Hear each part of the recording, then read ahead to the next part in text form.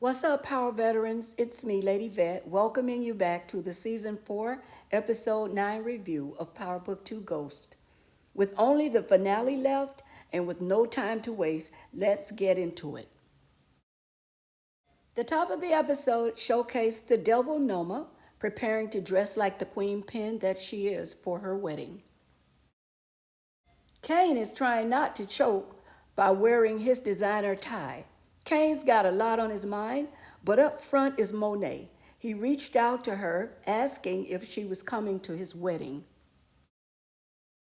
Janet made it back to the Tejada home where she, Drew, and Monet were hanging out. Monet shared Kane's message with Drew, who wasn't feeling it.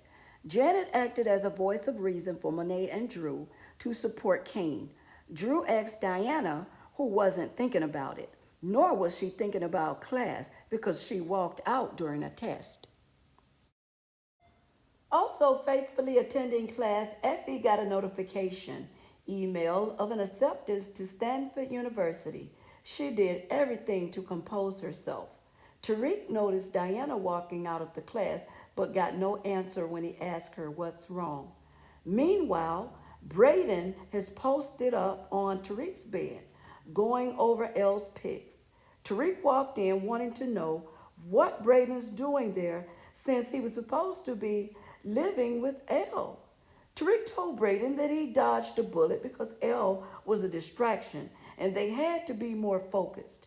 Braden agreed, but he never told Tariq that he told Elle what he did to Steve and that she didn't like it. That didn't matter because Carter, with the other half of he and Noma's plan, sent Tariq to Staten Island, supposedly to check out a rogue dealer at the same place that Noma sent Monet. Tariq had questions, but Carter had answers, and an expectation that Tariq would go and get him a name.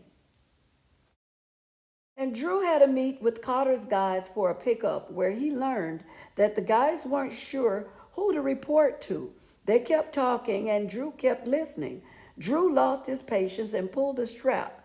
They told Drew that Carter sent Tariq on a run, and they were wondering why didn't Carter send Drew. Drew asked for more, and they told him about Tariq going to Vicky's amusement park. Drew got upset to learn that his king-size role as Carter's guy was downsized. Noma, Anya, and Noma's brother, Chindu, were taking family photos at the penthouse.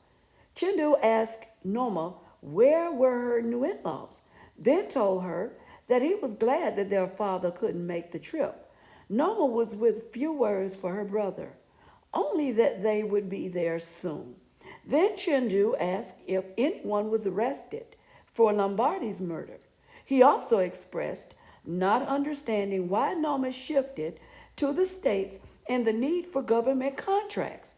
Noma told him that she has everything under control.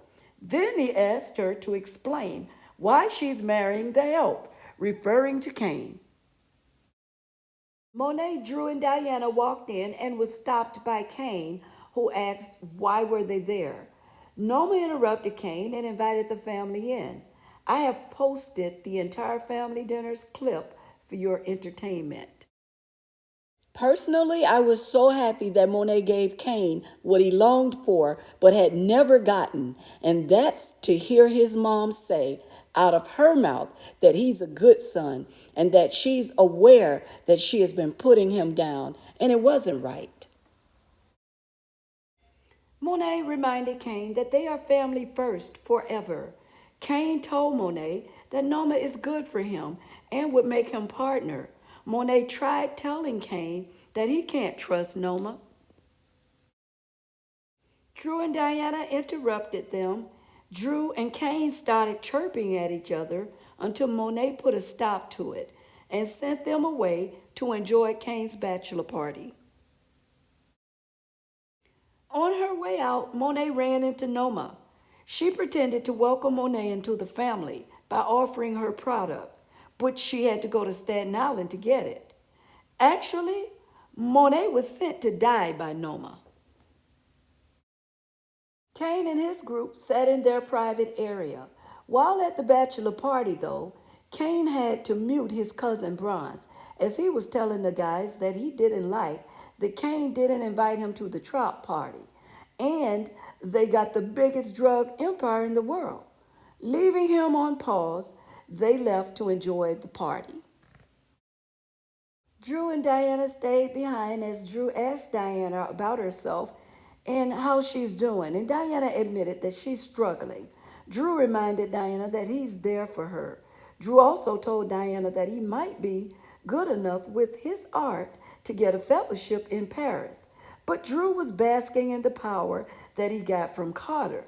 Later, while Diana and Drew were at the bar, they talked about Monet losing Cain. But when Diana called to check on her, Janet told her that Monet was sent to Staten Island by Cain's wifey. Then they noticed that Effie came to the party to see Cain. Cain told Effie that Noma can't know that she's there.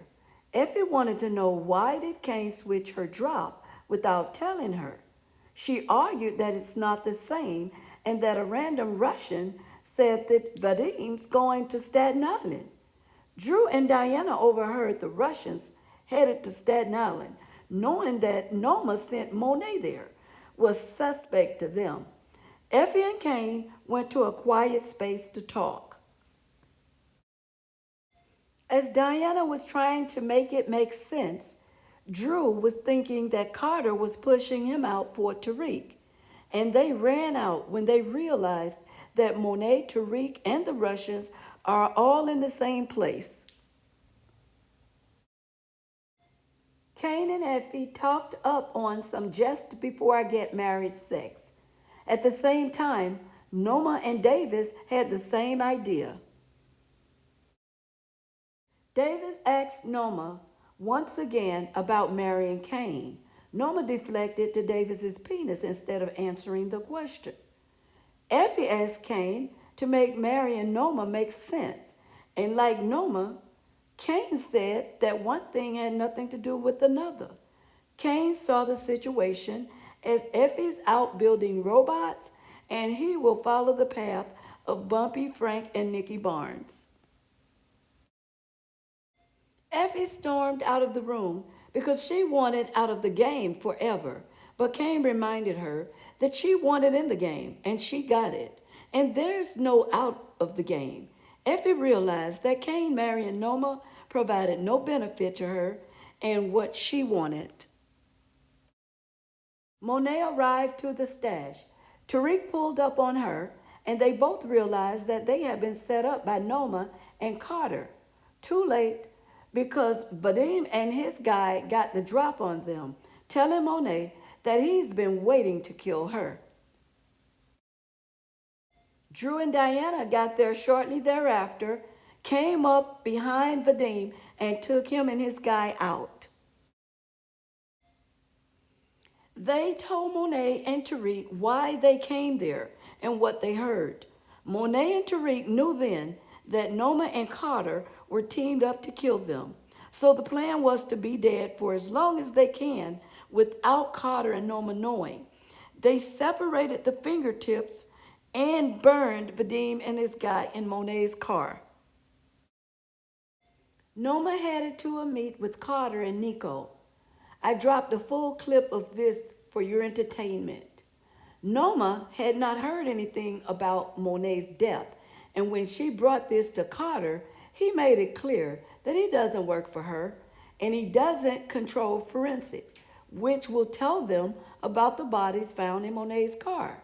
Noma left them to call Cain to tell him that Monet is up to her tricks, being absent from their wedding. When Cain said that he would call Monet, Noma asked him not to, leaving Cain to talk to her after the wedding. Poor Cain, everyone has left him in the dark. Tariq and Davis met in an abandoned building where Tariq took a page from Trey Styles from Boys in the Hood, exerting his energy and pushing over boxes, reminding Davis that he is Tariq St. Patrick and that he killed his father. Definitely not Ghost. With Ghost, none of this would look and feel this way. So much for the apex predator idea. Tariq is looking like a Stansfield student, definitely not like a drug boss. Tariq told Davis that he needs an army and asked Davis if he's with him or not. First of all, Davis is no army, and if he knew anything about his father, Tariq knew that he never needed an army. He rolled three deep with Kanan and Tommy, and if he needed to be, he was a one-man wrecking crew. Get out of here, Tariq.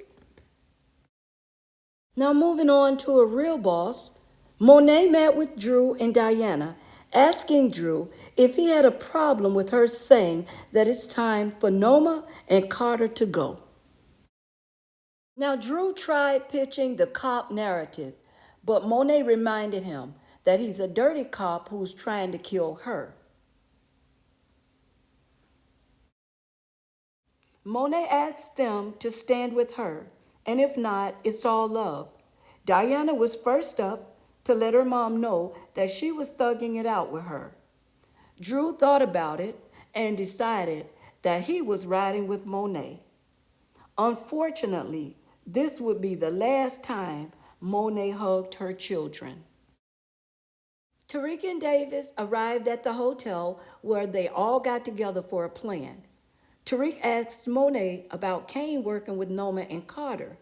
Monet denied it with a passion, and Tariq asked, "Why isn't he with us then, figuring this out?" They told Tariq that they don't think Kane is with them, but they don't know if he would turn on Noma. Davis suggested killing Noma before she walked down the aisle. They trashed that idea. Monet didn't want Kane to be near Noma when they killed her. So Tariq was to get Carter at confessions, and the Tejadas were to get Noma after the wedding. The other piece to this is that it wouldn't work without Effie and Braden because of all the cameras and equipment at the church. Tariq had a meet with Effie and Braden, explained everything, and gave Braden a chance to sit this one out. Braden was down to help Tariq, as usual. Tariq warned Braden against using drugs, and Braden agreed. Effie asked Tariq why would she help him. He told her that Brushandria is telling people that Effie is headed to California. If she wants a clean slate and get to Stanford, she needs to help him. They had concerns about Carter being a badge-carrying cop, bad cop or not. Tariq gave them the option of looking over their shoulders for Noma or not. Davis met Noma with some random papers to sign, of which she explained that she doesn't have time. It's her wedding day. Everyone knows that Davis is about a bag. What's in those papers that Noma doesn't have time for?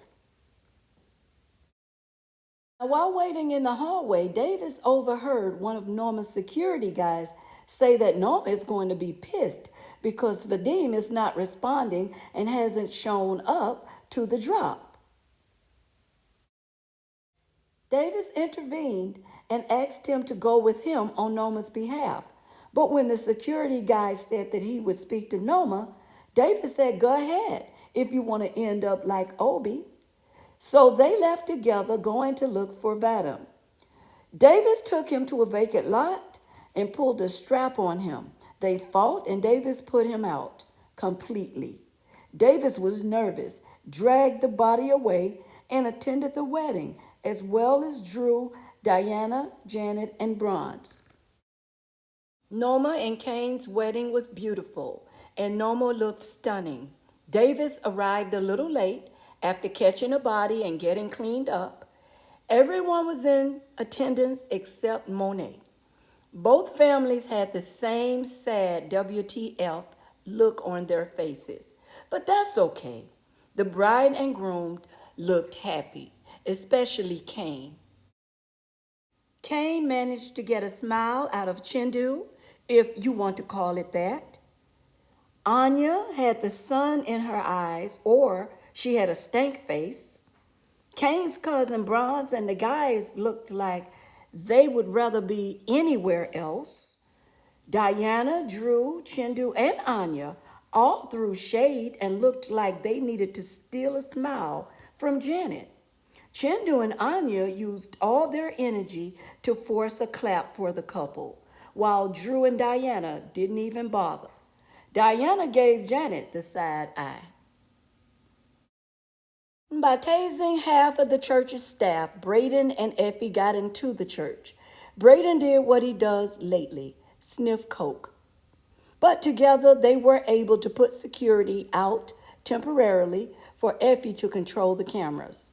Tariq waited in the confessional for Carter as he came in like clockwork. Tariq pulled the strap on Carter, then began to talk about Carter doing better than the Russians and pulled him out of the confessional. I have no idea why so much conversation needed to be had, but for both their sakes, it was a good thing. For Carter to still breathe another day, for Tariq to learn that Carter has footage of him and Braden killing Zion. All this from Tariq's interaction with Diana. Needless to say, with all the chatter, Carter took Tariq's gun and put it on him, telling Tariq that he's going to hell for pulling a gun on him in church. While Carter was cuffing Tariq, Effie and Braden were looking at them on the cameras. Carter told Tariq that he should have stayed dead. As he walked Tariq out of the church, he called Noma to tell her that Monet and Tariq are alive and that she should expect company. Anya was in the room with Noma when she got the call, but Noma quickly got Anya out of the room to speak to Chindu. Noma told Chintu that her in-laws have been plotting against her, and if he sees Monet, he should shoot first, then ask questions. Noma told her brother that she doesn't think that Kane is involved, but if she finds out otherwise, he will be handled. Chindu wanted to chastise Noma, but she told him to do it later and support her now.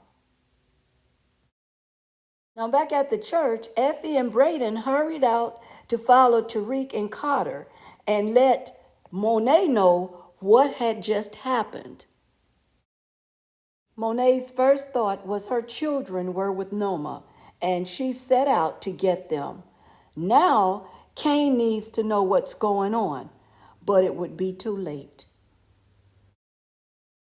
Effie and Braden ran to watch Carter put Tariq in the car, and they followed them. Effie hit Davis, waiting for a callback, and a coked up Braden, thinking that Carter could kill Tariq, chased the car, ran into Carter's car, and caused him to run into the back of a truck. Kane is found dancing in marital bliss when Noma wants to know if he chooses her or Monet. She told Kane to not make a scene as her brother created a huge distraction of tradition where money is thrown at the couple. All Kane's people were removed by security, as was Drew and Diana. Noma's security and brother cornered Kane and discreetly separated him from the partying guests. Anya stood on the sidelines and watched them escort Kane out of the room. Then she walked out. Effie and Braden kidnapped Carter and Tariq and took them to a remote location. Carter woke up tied to a chair, and Tariq woke up leaning against the car, asking what did they just do. Carter told them that if his team doesn't hear from him, they will burn the city down looking for him. Carter asked Tariq, what was he gonna do now? Tariq looked like, where is my dad? Noma's security forced Drew and Diana into one of their cars, but they weren't going anywhere because Monet was on the scene, dressed for the occasion. Nothing short of death would stop her. She killed the security, got to Drew and Diana, telling them that Carter called Noma. Diana told Monet that Cain was still inside with Norma. Monet told Drew and Diana to get out of there. They said because there's an army inside and they weren't letting her go in alone. Monet's kids got locked and loaded to go in with her for their brother, saying Tejada's first. They all went in. Noma had Cain tied to a chair, telling him that he will never be his own man until Monet is gone. When Cain asked what was she talking about, Noma began to teach Cain about choices. In my opinion, it was at this moment that Cain had clarity and saw Noma for the devil that Obi called her. Cain made one last ditch effort to get through to Noma, but she made up her mind that Cain will choose her or Monet. Unfortunately, Noma did not know that there was no choice to be made. Cain was never going against Monet. Only one that was there to protect me. All right, I'm never going against my mother. So you said I do, but really you don't. Fuck you! Fuck you! Yes, we knew that Cain was a monster that Monet created, and their mother son relationship left a lot to the imagination because Monet had two other kids. But the thing about a mother is that she can have several kids, but she knows her children one by one and all in a different way. Clearly, this was one of the best episodes, hands down. It's so unfortunate for us, the fans, to see so many storylines meshed together at full throttle, but it's the power way. According to Kane, Monet always had his back, and this time was no different. Monet knew that her fate was in jeopardy. She got her mind right. As she went in, she had two guns blazing, stepping into a line of fire, and all she heard was, "Come with me. Hail Mary, run quick, see. What do we have here now? Do you want to ride or die?" Thank you, Monet, for your contribution to the Power Universe. I'm out.